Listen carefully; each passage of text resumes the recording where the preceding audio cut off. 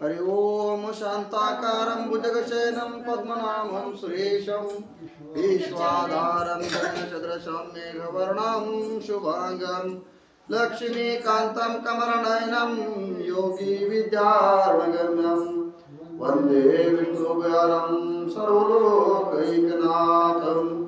गुरुर्ब्रह्मा गुरुर्विष्णु गुरुर्देवो महेश्वरा गुरु साक्षात् परब्रह्म तस्मै श्री गुरुवे नमः।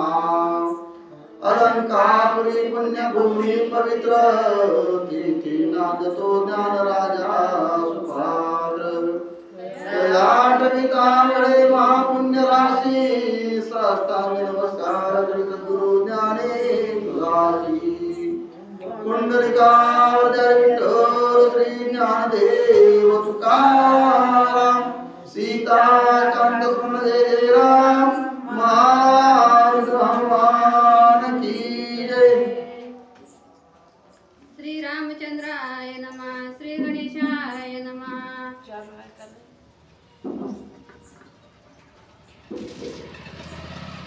श्री राम भक्ताचे महिमान अगाध गण अति पावन श्री हनुमंते केले लंकादहन होतील संपूर्ण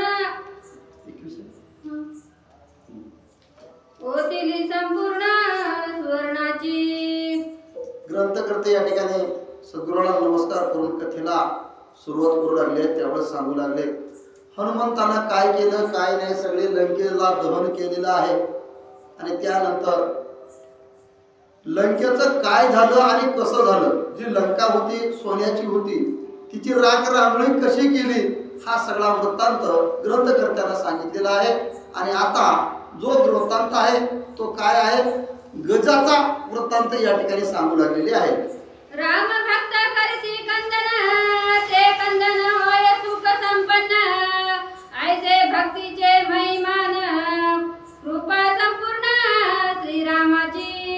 काय सांगू लागले तो जसा प्रभूचा जो भक्त असो तो कुणीही असो कोणताही असो त्यानं जे कार्य हातात घेतलेले असतात ते फळाला नेण्याचं काम कोण करतं प्रभू करतात।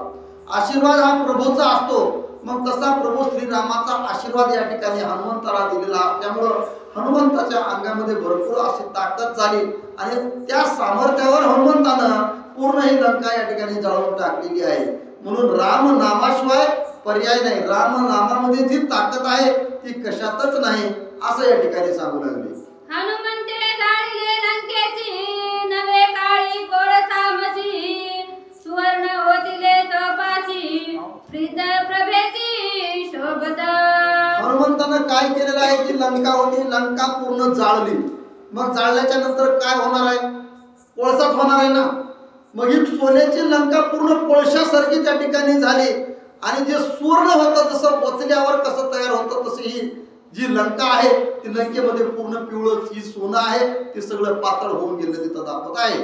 करिता लंकेचे दान लंका होतील सुवर्ण यांचे मूळ मुख्य कारण गजोपाख्यान अवतारा। मग ही लंका जी आहे ती ज्यावेळेस जाळली त्यावेळेस तिचं राख झालं आणि याचं मूळ कारण काय आहे ही कथा आहे पूर्वीची।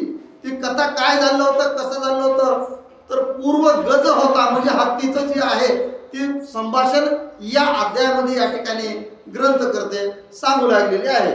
भगवंताचे कृपारूपण नाम स्मरणाचे महिमान गजेंद्राचे उद्धरण प्रसंगे पूर्ण सुवर्णमय लंका।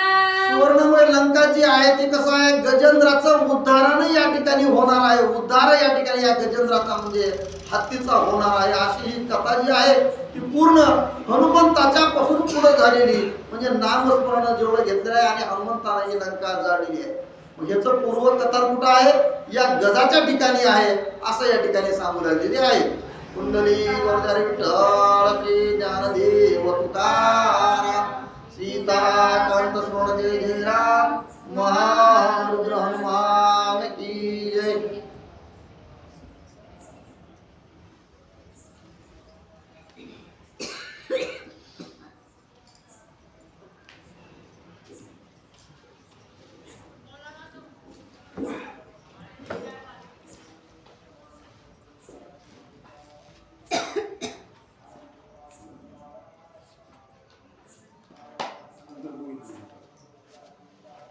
कुंडली गौरधर श्री ज्ञानदेव तुकाराम सीता कांत सोड जय जय राम महारुद्र हनुमान की जय। श्री गणेशाय नमः। चालता कथा रामायण त्या माझी गजेंद्रोद्धारण लंका होतिली स्वर्ण ते कारण सांगेन।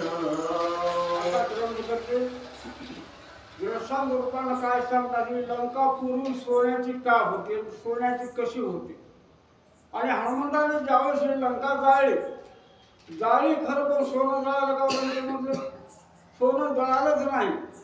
आता साधं उदाहरण आपलं घ्या आपल्या बाईच्या अंगावर किती सोनं राहतं ती सोनं ज्यावेळेस सोनाराकडे बाई घेऊन जाते त्याची घडमोड सोनार झडवा नाही ना त्याचं दुसरं बनवते म्हणजे त्याचं पाणी होणार पुन्हा अजून सोनं दुसरं होणार। त्या नियमाप्रमाणे लंकेमधल्या सगळ्या भिंती असो दगड असो काही असो ती सोन्याचं होतं। ज्यावेळेस हनुमंताने लंका जाळली त्या सोन्याचं पाणी झालं लंका जळालं नाही ना त्या सोन्याचा कोळसा झाला नाही।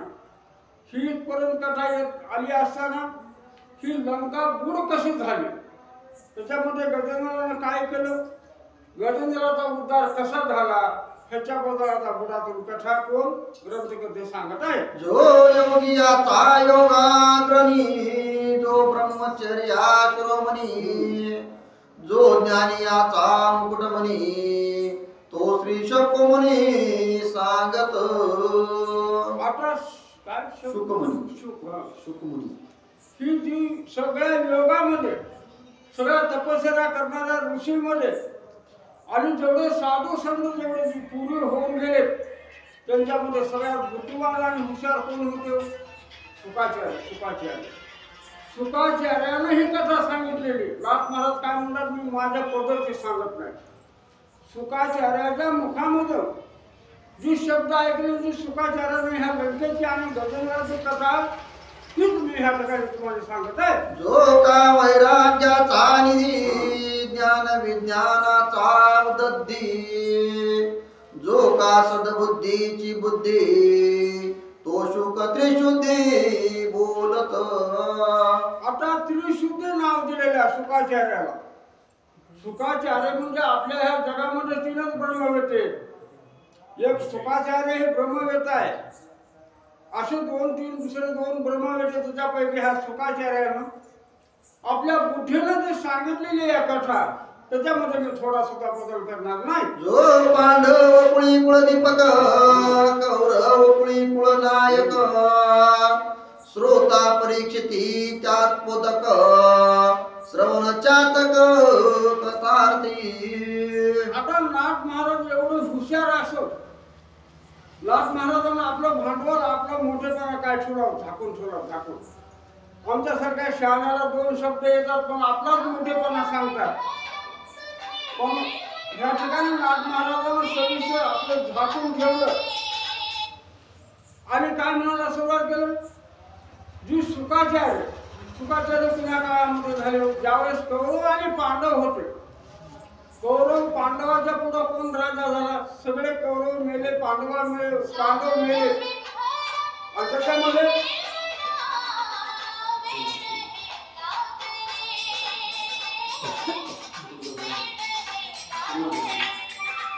जो पांडव कुळी कुलदीपक कौरव कुळी कुलनायक श्रोता परीक्षिती त्यात भोक्तक श्रवण चातक कथार्थी। आता नाथ महाराज एवढं बुद्धिवान असून त्याने काय केलं कथा कुठली आणि पुन्हा सांगितली ही कथा शुकाचार्यानं कुणाला सांगितली करू राजा परीक्षित कुणाचा मुलगा होता उगो सांगायचं नाही परीक्षित हे अभिमानाचा मुलगा होता बरोबर आहे का सगळे ज्यावेळेस मेले त्यावेळेस कुणीच शिल्लक राहिलं नाही राहिलं कोण अभिमानाची बायको तिथं काय होतो उत्तरा ती होती गरोदर तिच्या पोटामध्ये गर्भ होता कुणाचा राजा परीक्षितीचा त्याला तिथे मारायचा विचार केला पुन्हा त्या कौरवामधल्या अश्वत्थामा नावाच्या त्यानं पोटामध्ये आसरस म्हणून त्याला नायनाट करायचा विचार केला पण देवानं सुदर्शन चक्र सोडलं आणि राजा परीक्षितचा गर्भामध्ये सांभाळ केला. ज्यावेळेस परीक्षितचा जन्म झाला, लहान वयामध्ये जन्मल्यावर 1-2 दिवसाला परीक्षितीच्या बाळाला रडायला सुरुवात केली. सगळ्यांना जरा समजावायला सुरुवात, काही जर केल्याला ऐकत नव्हता. कोण? हा राजा परीक्षित. लहान 2-3 दिवसामध्ये त्यानं घडलं त्यानं अनेक भानगडी केल्या, पण त्याला रडणंच थांबवला. त्यावेळेस श्रीकृष्णाने घेतलं, त्याला रडणं थांबवलं. श्रीकृष्णाकडे बघून हसू लागलं, ते लेकरू हसू लागले. त्याचं नाव परीक्षित कापड हे सांगायला होतं. त्यावेळेस सगळ्याला नवल वाटलं, ही लेकरू आम्ही सगळ्यांना घेतलं, हे थांबलं नाही, ह्याला रडायचं का?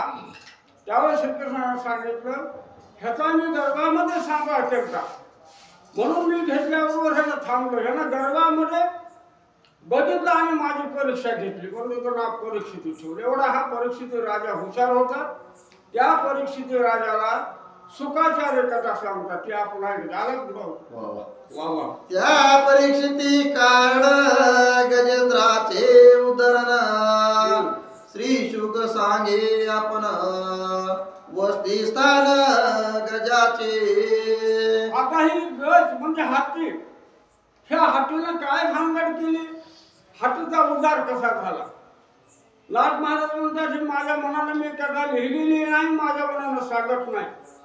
शुकाचार्यानं राजा परीक्षितला जे सांगितलेलं आहे ती ह्या आज्ञामध्ये लिहिलेली.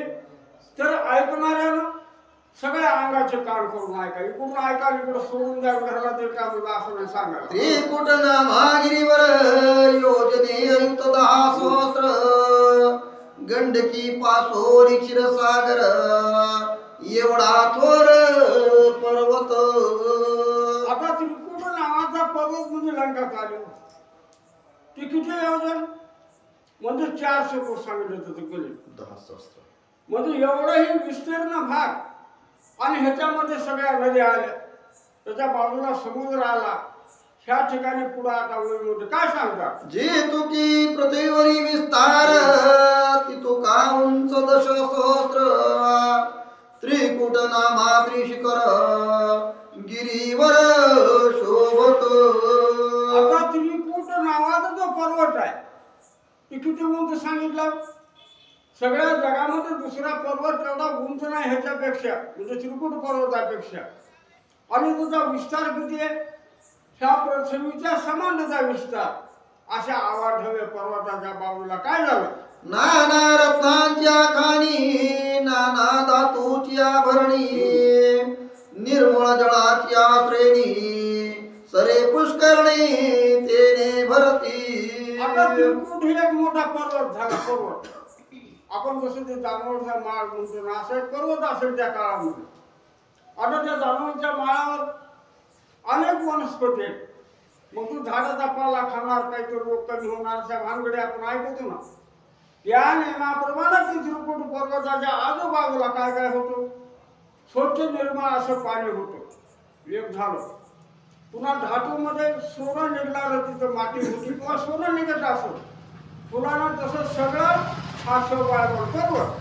पर्वताचे निज महिमान, नाना वर्णी विराजमान, श्वेत श्याम स्वर्ण वर्ण, शोभा संपूर्ण गिरीवरा. आता पर्वत म्हणल्यावर पर्वतामध्ये अनेक भानगडी आहेत. का एखादं डोंगर राहतो, त्या डोंगराला कशाने शोभा द्यावं? झाडा झोडपानं. झाड म्हणल्यावर फुलाचे झाड आले, फळाचे झाड आले, उंच उंच सागासारखे सरूसारखे झाड आले. ते काही झाडाला लाल फुलं राहतात, पुण्या झाडाला पांढरे राहतात, पुण्या झाडाला अनेक प्रकारचे फुलं. त्याच्यामुळं काय दिसतं? डोंगर आणि पर्वत शोभायमान दिसतो. एक झालं. आता डोंगरामध्ये आपण महादेवाला जा, मोठे महादेवाला. त्या डोंगरामध्ये कसलं झाड दिसणार नाही, फक्त कार्पेट हेकळाटून नागचापा. किती उदास डोंगर दिसतो. तसा हा उदास नव्हता, शोभायमान असा त्रिकुट हा पर्वत दिसत होता. पर्वताचे निज महिमान, नाना वर्णी विराजमान, श्वेत श्याम स्वर्ण वर्ण, शोभा संपूर्ण गिरीवरा. आता गिरीवर म्हणजे पर्वत. त्या पर्वताची शोभा अमुक एवढी आहे की वर्णन करून सांगता सुद्धा होणार नाही, सांगणं सुद्धा होणार नाही, असं कोण ग्रंथकर्ते म्हणतात. मग आपल्याला कसं काय जमलं? अशा शोभायमान पर्वताच्या आजूबाजूला काय झालं? वृक्षवल्ली लता द्रुम सिंह व्याघ्रादी पशु प्लवंगमा नाना जातीचे विहंगम ऋषी आश्रम सिद्धांचे. अहो, शोभायमान पर्वत असल्यावर मग त्या ठिकाणी पक्षी राहणार, त्यांना खायला प्यायला राहतं ना. प्राणी राहणार, प्राणी म्हणल्यावर वाघ आला, हसवल आलो, माकड आलो, त्याच्यामध्ये आले पशु प्राणी. पुन्हा ऋषीला पाणी आहे निर्मळ, आंघोळी करता जागोजाग सरोवर असेल, नद्या असतील, पुन्हा खाण्याकरता फळ आहे, निवांत असेल, सावली असेल. ऋषी म्हणून लोकांना तपश्चर्या करण्याकरता मोठमोठे आश्रम बनवून त्या पर्वताच्या आजूबाजूला राहत होते. निर्मळ जळ सरोवरे पूर्ण नाना पक्षी कुळभाषण गोचमरीचे वस्ती स्थान शोभायमान पर्वत. अहो, त्या पर्वतामध्ये एवढं सुंदर फळ म्हणजे काही सुद्धा कमी नव्हतं. पर्वताच्या आजूबाजूला जर बघितलं, भूक लागल्या म्हणून अमृतापेक्षा जास्त गोड असे फळ खायला मिळणार.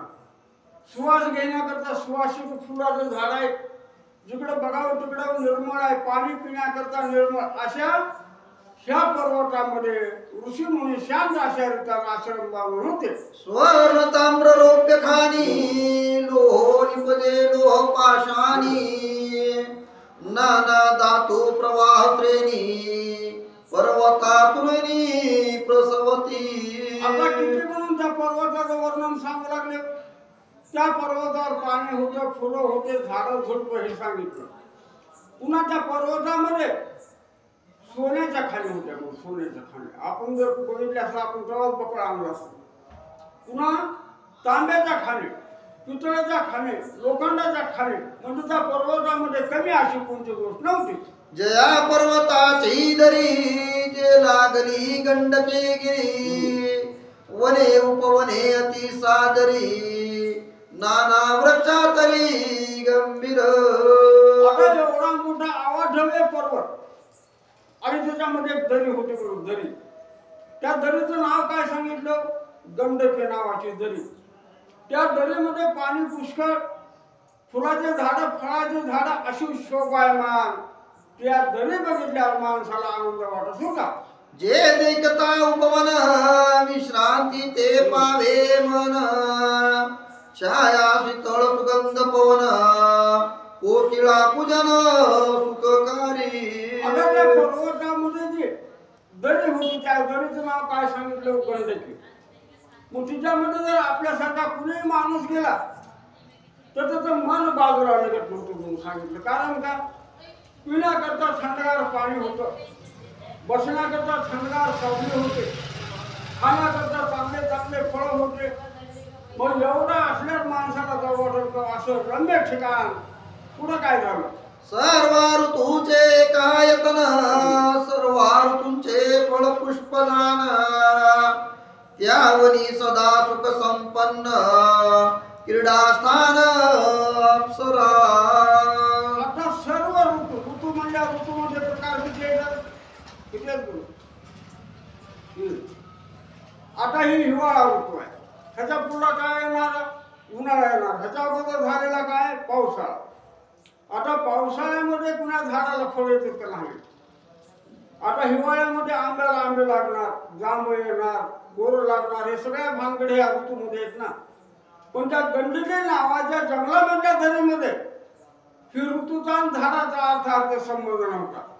तिन्ही ऋतूमध्ये सारखेच फळ, हिवाळ्यामध्ये बघा सारखेच, उन्हाळ्यामध्ये सारखेच आणि पावसाळ्यामध्ये सारखेच. त्याच्यामुळे तिथं पशु पक्षी मानव त्या ठिकाणावर आनंदाने बाजूला जात नव्हता.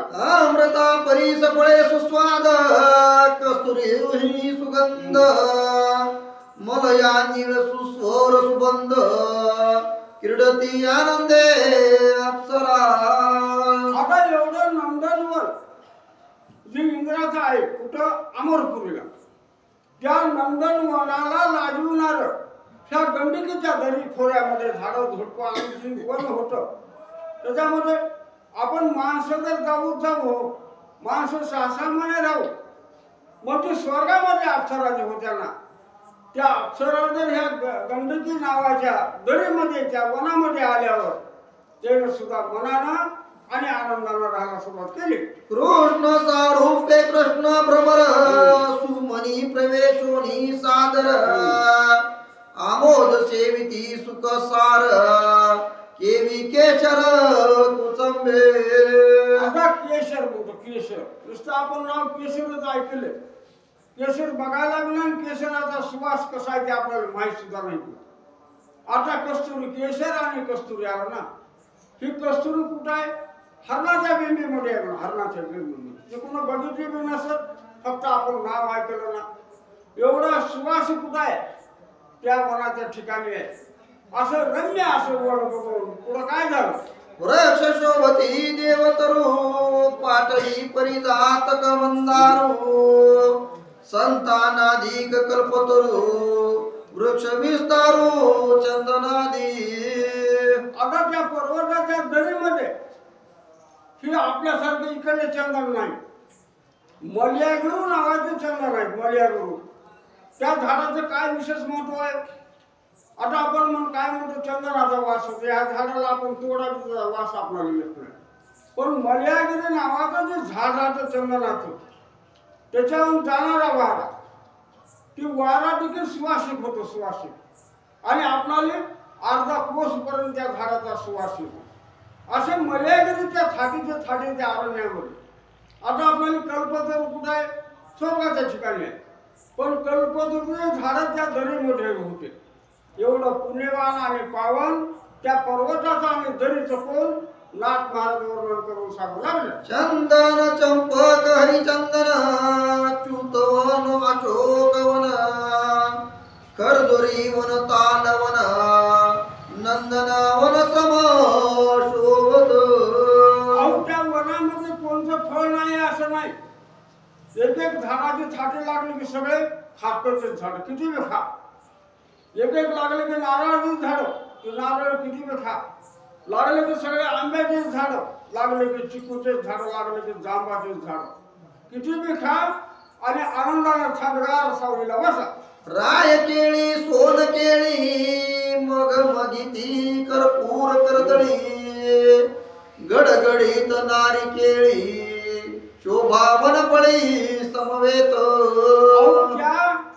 अरण्यामधला आणि त्या डोंगरामधले केळ, नाताची केळ, त्या केळाचं नाव काय सांगितलं? राय केळी आणि सोन केळी. आताच्या केळाचं नाव संकरी. ह्याच्या केळामध्ये त्या केळामध्ये कितीतरी पूर्वीचा फरक होता. असे केळे किती येतो की झाड वाकून गेलेत. वाकून त्या केळाकडे बघितलं की माणसाने किती खावं अशी शोभायमान त्या मनामध्ये वाटू लागलं. मधुवन विमलार्जुन औदुंबरती गहन तमाल वृक्ष शोभायमान बिल्ववने साजिरी. त्या अरण्यामध्ये अमुक झाड नाही म्हणून असं नाही.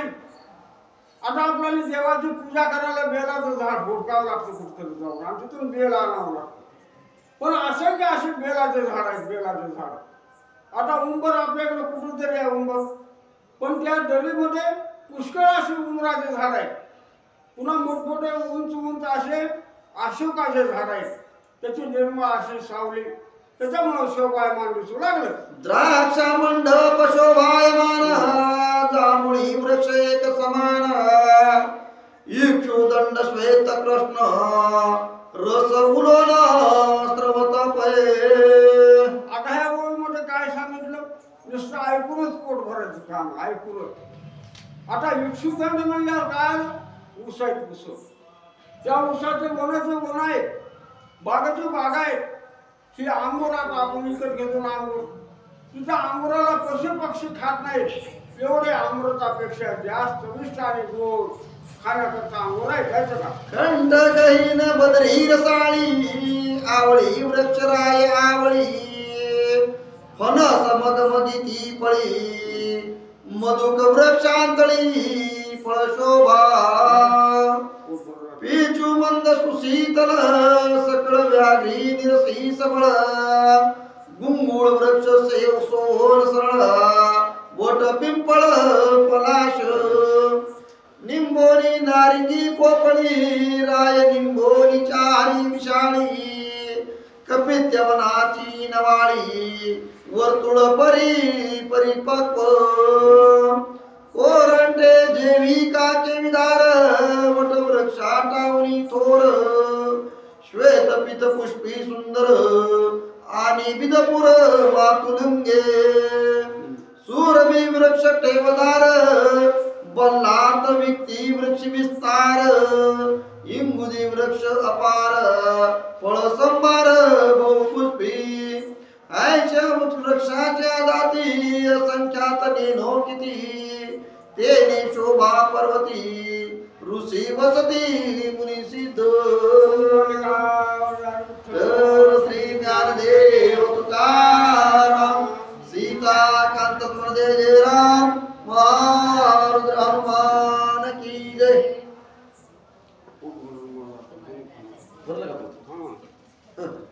इकडे बस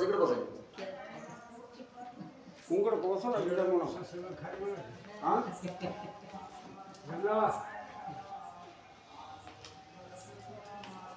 आम्ही बरोबर सगळं खाऊन टाकलं मला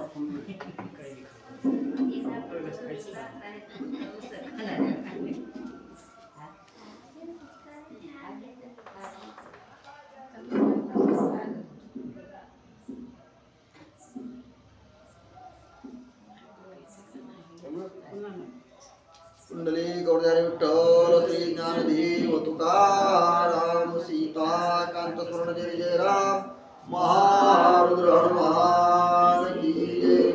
श्री गणेशाय नमः.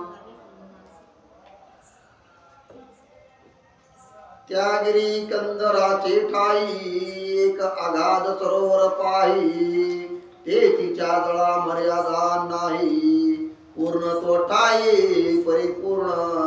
असं जे पर्वत आहे या पर्वताच्या काठाला या ठिकाणी एक सरोवर आहे. सुंदर असं जळ त्या सरोवरामध्ये दिसत आहे. न्यून पूर्णता जळे असैनाची कोणी काळी रातोपतळी शीतोपतळी हिम कमळे शोभत. म्हणून या ठिकाणी पाणी तर आहेच पण कमळाचे झाड असतील असे सुद्धा या ठिकाणी या पाण्यामध्ये या सरोवरामध्ये झाड दिसत आहेत. कुमोदे कल्हारे निरोत्पळे मल्लिका शतपत्रे कुडमळे जळ चळातये चमल चलत कमळे जर पळीमळे स्वादिष्ट. सुंदर असं पाणी पिण्यासाठी आहे. पर्वतावर सुंदर सुंदर झाडं आहेत. सुंदर फुलांची असतील फळांची असतील असे सर्व झाडं त्या ठिकाणी दिसत आहेत. समस्त ऋतू एका काळे सुपुष्पित सदा फळे सरोवरीचे निजळे किरडती सकळे जळचरे. म्हणून पाण्यातली मासे असतील मगर असतील बेडकं असतील यांना सुद्धा आनंद वाटत होता. कारण फक्त पावसाळ्यामध्ये पाऊस झाल्यानंतर तळ असेल तलाव असतील नदी असतील भरलेले असतात.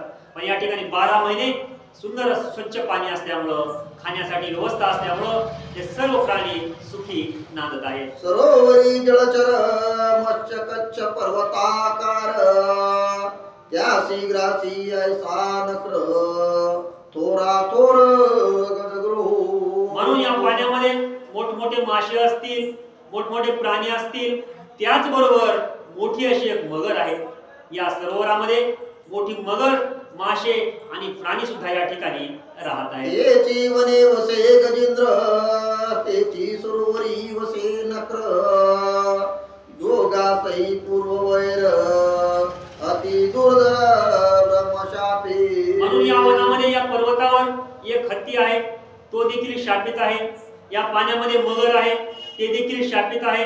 असे राहत होते असे या ठिकाणी ग्रंथकर्ते सांगत आहेत. एवढी ब्रह्मशापाची थोरी यासी घडली कैच्या परी तेही कतीन निज निर्धारी पूर्वानुमसतरे वदारा. आत्माला सांगतात की बाबा श्रोत्यांना प्रश्न पडल्याशिवाय राहणार नाही की या ठिकाणी यांचं वैर कसं झालं असेल या मगरीचं वैर कसं असेल किंवा यांना शाप या ठिकाणी ब्रह्मदेवानं का दिला असेल. एवढंच नाही तर हत्तीला देखील शाप का दिला असेल ही सर्व कथा मी पुढे सांगणार आहे असं नाथ महाराज सांगत आहे. पूर्वी इंद्रधुम्न राजेंद्र ब्रह्मशापे झाला गजेंद्र हुहू गंधर्व अति दुर्धर तो झाला नक्र ब्रह्मशापे. जो इंद्रुम्न होता त्याला ब्रह्मदेवानं शाप दिल्यामुळं हा हत्ती झाला, गजेंद्र झाला. आणि जो या ठिकाणी गंधर्व होता हुहू त्याला देखील शाप मिळाल्यामुळं तो देखील मगर झालेला आहे, नक्र झाला असं या ठिकाणी ग्रंथकर्ते सांगत आहेत. पौंड्रदेशी राजा इंद्रदुम्न भगवत वद्द पिती परायण तो या सरोवरा येऊन एकांत देखोनी राहिला. म्हणून या ठिकाणी काय झालेलं आहे, ज्यावेळेस यांना श्राप भेटलेला आहे त्यावेळेस पाण्यामध्ये या ठिकाणी नक्र असेल किंवा हत्ती या वनामध्ये राहत आहे. एकांत आणि विश्रांती राव सुखावला चित्ती ते राहोनी नेमस्ते व्रत चालवी तपश्चर्या. हा जो राजा होता या ठिकाणी आलेला आहे, ज्यावेळेस पाहिलेला आहे सुंदर वन होतं, या ठिकाणी सुंदर पाणी होतं, त्यावेळेस तपस्यासाठी हा राजा बसलेला आहे. तोची राजा इंद्रद्युम्न त्रिकाळ करिता संध्या स्नान केशवळीले जटा ग्रंथन तपस्वी पूर्ण तापसत्व. जो हा इंद्रद्युम्न राजा होता तपश्चर्या करू लागलेला आहे, तप करू लागलेला आहे, देवाची भक्ती करू लागलेला आहे, त्यामुळं त्याचे केस या ठिकाणी जटा झालेले आहेत. अशा अवस्थेमध्ये इतकी भक्ती ही देवाची करू लागलेला आहे. कुंडले गोळदारी विठ्ठल श्री ज्ञानदेव तुकाराम सीता कांत स्मरण जय जय राम महारुद्र हनुमान की जय. चला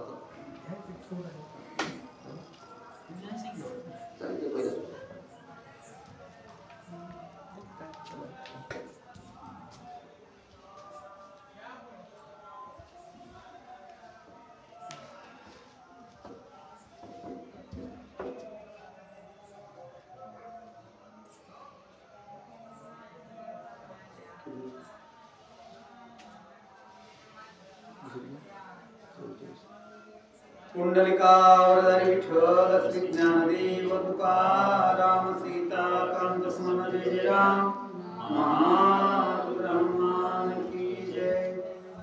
श्री गणेशाय नमः श्री रामचंद्राय नमः. तो एक काळी इंद्रधुम आराधन काळ लक्षून ते सरोवरोदकी करुणी स्नान घालून आसन बैसला.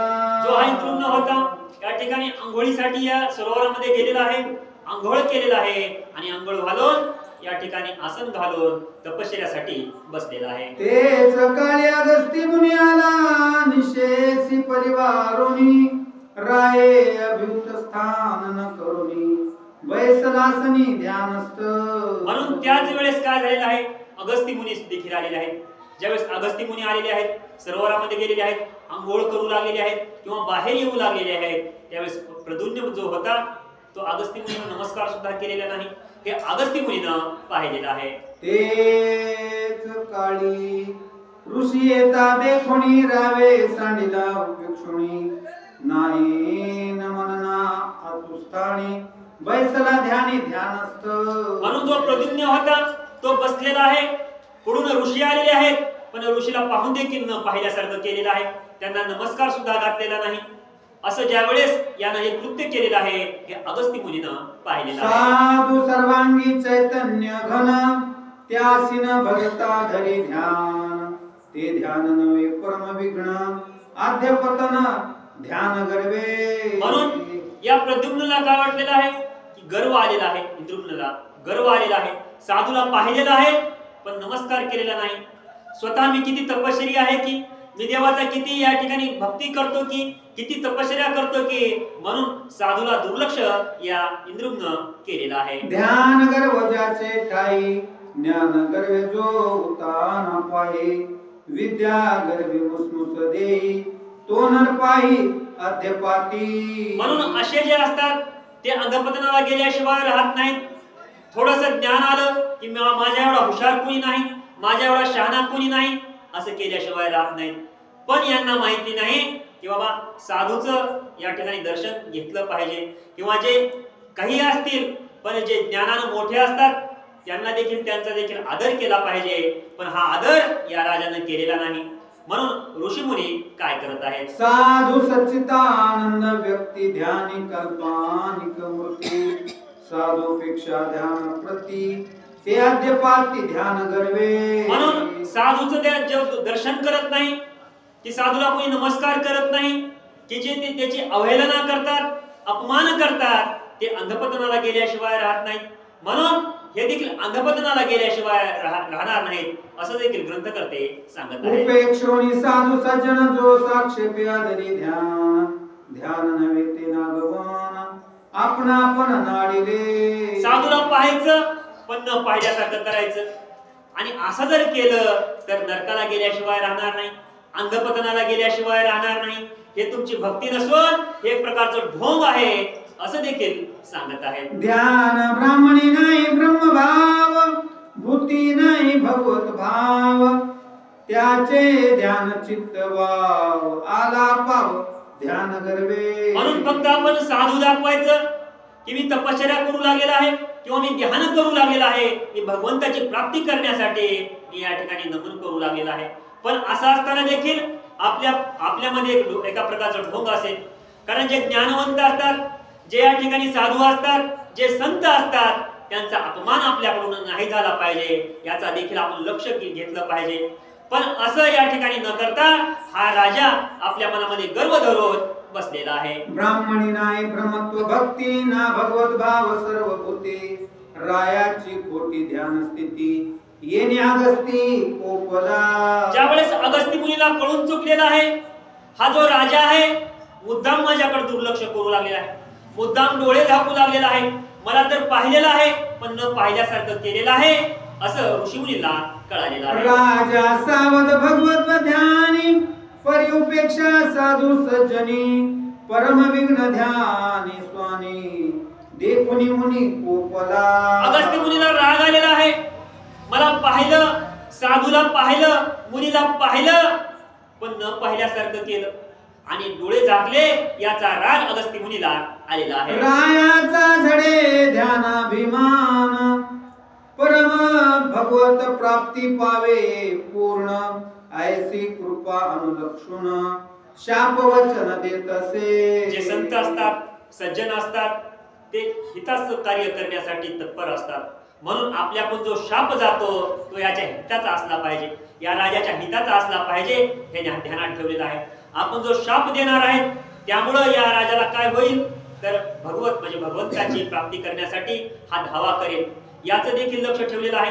पण याचा गर्व किंवा अहंकार जो आहे तो सुद्धा याचा निघून गेला पाहिजे अशा युक्ती करून हे ऋषीमुनी शाप देत आहेत. परम कृपाळ अगस्ती शाप वदना कृपा मूर्ती साधू सज्जनी गरोन्मती गजत्वा प्राप्ती पावसे. म्हणून अगस्ती मुनीने शाप दिलेला आहे. साधू असतील, मुनी असतील, तपस्वी असतील, यांचा या ठिकाणी तुझ्या मनामध्ये गर्व आला आणि तू या ठिकाणी गर्वाच्या उद्देशानं तू याला न पाहिल्यासारखं केलेलं आहेस.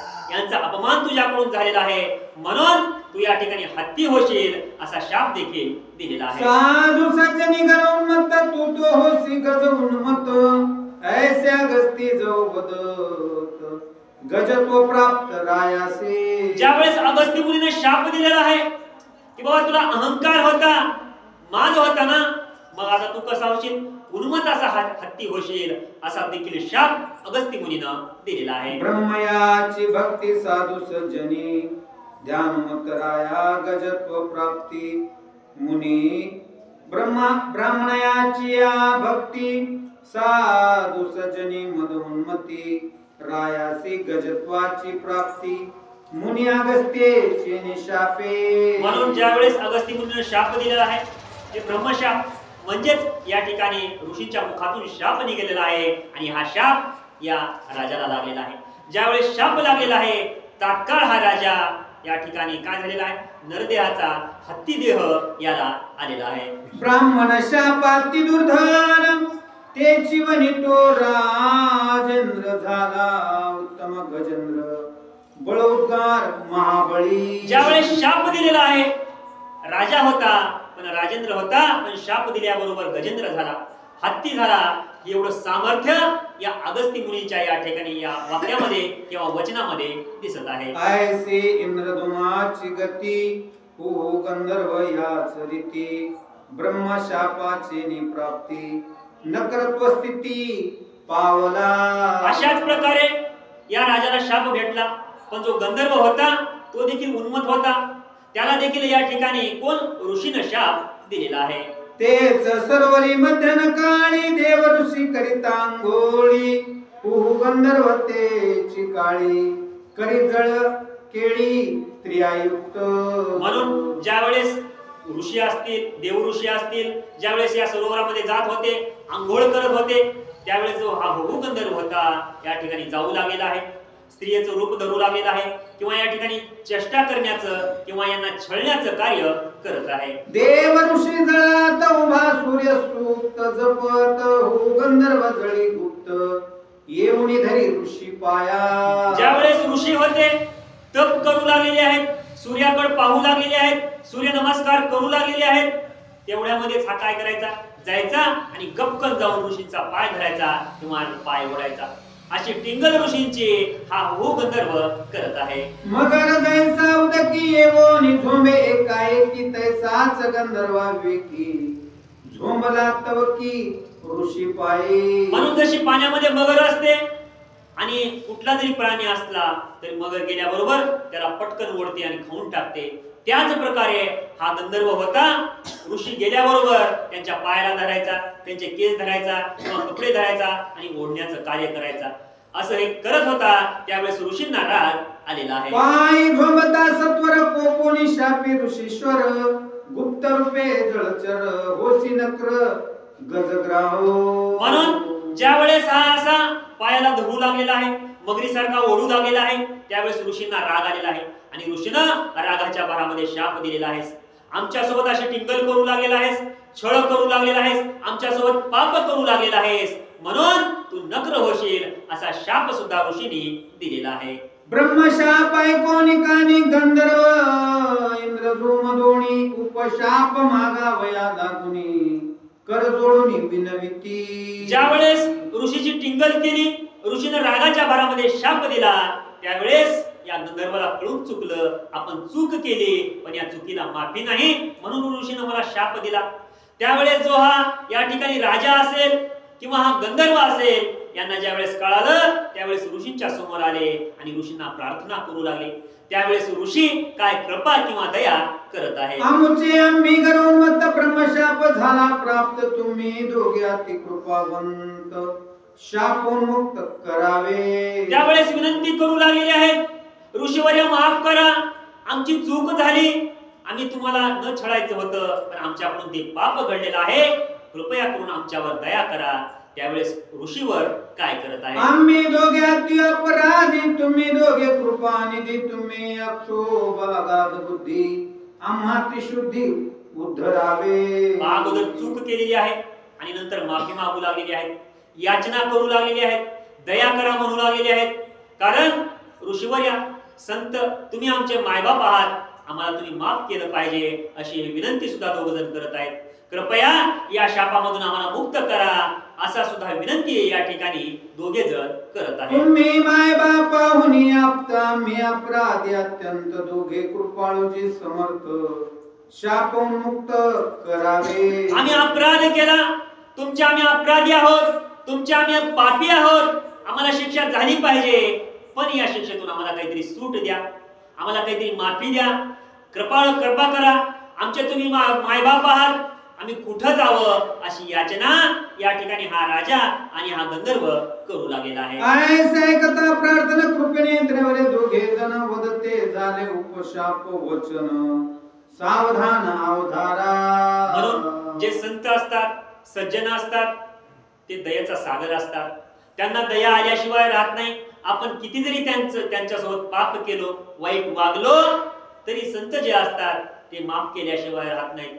कारण त्यांचं मन मोठं असते, ते विचार करतात, म्हणून या ऋषीवर्यांना सुद्धा दया आलेली आहे.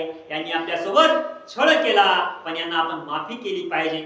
शाप दिलेला आहे, पण या शापातून थोडी तरी आपण यांना सूट दिली पाहिजे.